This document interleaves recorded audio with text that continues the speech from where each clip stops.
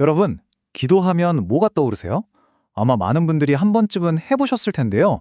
오늘은 이 보편적인 행위에 대해서 좀 특별한 자료를 가지고 이야기해보려고 합니다. 어떤 거창한 연구 논문이 아니고요. 실제로 한 공동체가 매주 들여다보는 아주 구체적인 안내서를 함께 파헤쳐보겠습니다. 자, 바로 여기입니다. 세종시에 있는 은혜교회라는 곳인데요. 오늘 우리가 분석해볼 자료가 바로 여기서 나왔어요.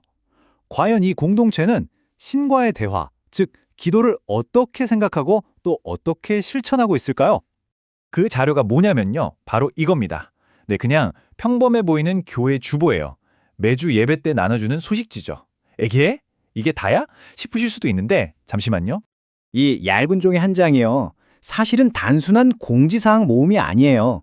이걸 잘 들여다보면요. 한 공동체의 삶, 그리고 믿음, 그들이 세상을 보는 방식까지 그 모든 걸 엿볼 수 있는 아주 작은 창문 같은 거거든요. 그래서 본격적으로 이들의 핵심 믿음을 파고들기 전에요. 먼저 이 주보라는 창문을 통해서 이 공동체가 어떤 곳인지 한번 살짝 들여다볼게요. 한번 보세요. 진짜 재밌어요. 이 한 페이지 안에 삶의 모든 게 다 들어있어요. 여기 왼쪽엔 이번 주 설거지 담당은 청작년 이런 아주 일상적인 내용이 있죠? 근데 바로 옆 오른쪽을 보면요. 한경희님이라는 분의 부고가 실려 있어요. 삶의 가장 무거운 순간이죠. 이렇게 평범한 일상과 아주 심오한 순간이 나란히 있는 거예요. 이게 바로 공동체의 진짜 모습 아니겠어요? 그러니까 이 주보는요. 단순히 이번 주엔 누가 설거지 같은 걸 알려주는 생활 안내서이기도 하지만 동시에 그 안에 실린 설교 요약을 통해서 우리는 무엇을 믿는가라는 핵심을 가르쳐주는 일종의 신념 안내서이기도 한 거죠. 자, 그럼 이제 본격적으로 오늘의 핵심 주제로 들어가 보죠. 이 주보 안에 아주 자세하게 설명되어 있는 것, 바로 기도에 대한 이야기입니다. 이 주보에 따르면요, 기도는 그냥 내가 원하는 걸 신한테 달라고 조르는 그런 요청 목록이 아니라고 해요. 그보다는 훨씬 더 깊은 의미가 있는데 바로 하나님과의 관계의 통로라는 겁니다. 그러니까 뭔가를 얻어내는 거래가 아니라 서로 소통하는 관계의 방점이 찍혀 있는 거죠. 그리고 또 한 가지, 기도를 한다는 건 나 혼자 힘으로는 안 되는구나, 신의 도움이 필요하구나 하고 솔직하게 인정하는 행위래요. 그리고 거기서 멈추는 게 아니라 내 생각이나 내 계획을 더 큰 신의 뜻에 맞춰나가는 과정, 그게 바로 기도라고 설명하고 있어요. 그러면 아니, 신이 다 알아서 해주면 되지, 왜 굳이 우리가 기도를 해야 돼? 이런 질문이 나올 수 있잖아요. 거기에 대해서 이 성경 구절을 인용합니다. 너희가 얻지 못하는 건 구하지 않기 때문이다. 굉장히 직접적이죠.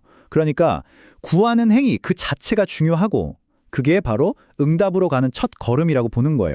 자, 지금까지는 왜 기도해야 하는지에 대한 이야기였다면 이제부터는 좀 더 실질적인 문제로 들어가 볼게요. 그래서 기도를 하면 어떻게 되는 건데, 이 공동체는 기도의 결과를 이해할 수 있는 아주 명확한 틀을 하나 제시합니다. 그 틀은 정말 간단해요. 우리가 하는 어떤 기도에 대해서든 신의 응답은 딱 세 가지 중 하나로 온다는 겁니다. 첫째, yes. 둘째, no. 그리고 셋째, 기다려. 특히 이 기다려라는 응답이 중요하겠죠. 이게 뭘 의미하냐면 우리 인간의 시간표랑 신의 시간표가 다르다는 거예요. 우리는 당장 결과를 원하잖아요. 하지만 이들의 믿음에 따르면 신은 우리의 궁극적인 유익과 성숙이라는 더 큰 그림을 보고 있기 때문에 우리랑 시간표가 다를 수 있다는 거죠.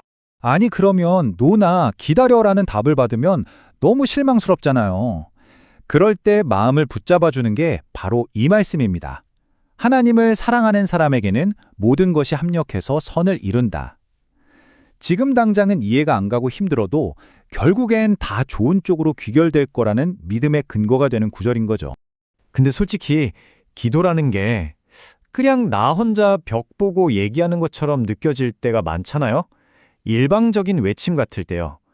그래서 이 공동체에서는 신의 응답, 즉 이 보이지 않는 대화의 다른 한쪽을 어떻게 설명하는지 한번 들여다볼게요. 네, 핵심 질문은 바로 이거죠.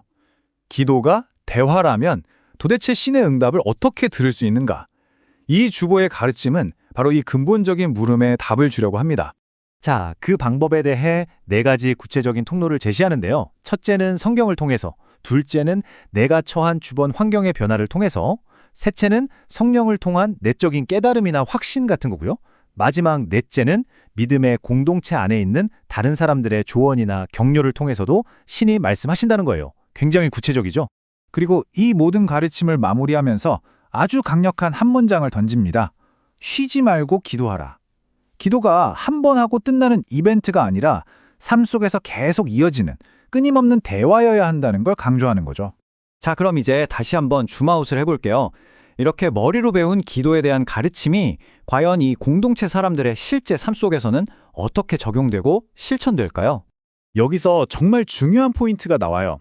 이 주보는 그냥 자, 이게 정답이니까 외우세요 하고 지식을 전달하는 데서 끝나지 않아요. 그게 아니라 배운 내용을 각자 자기 삶에 가져가서 고민해 볼 수 있도록 토론 질문을 던져줍니다. 예를 들면 이런 질문이 실제로 실려 있어요.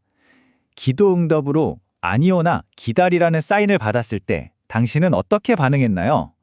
와, 정말 솔직하고 직접적이죠. 머리로 아는 믿음과 내가 실제로 겪는 삶의 경험을 딱 연결시켜주는 그런 질문인 거예요. 결국 이 모든 가르침과 질문들은 하나의 틀이 되는 거예요. 살다 보면 겪게 되는 수많은 실망, 계획대로 안 되는 일들, 그런 고통스러운 순간들을 이 공동체만의 방식으로 이해하고 또 소화해낼 수 있게 도와주는 아주 실용적인 마음의 틀인 셈이죠. 오늘 우리는 아주 작은 교회 주보 한 장을 깊숙이 들여다봤는데요. 이 이야기는 비단 이 교회만의 이야기는 아닐 겁니다. 어쩌면 우리 모두, 그리고 우리가 속한 모든 공동체는 눈에 보이지 않는 무언가를 이해하고 예측할 수 없는 삶에 어떤 의미를 부여하기 위해서 저마다의 방식으로 이런 안내서를 만들고 있는 건 아닐까요? 여러분은 어떻게 생각하세요?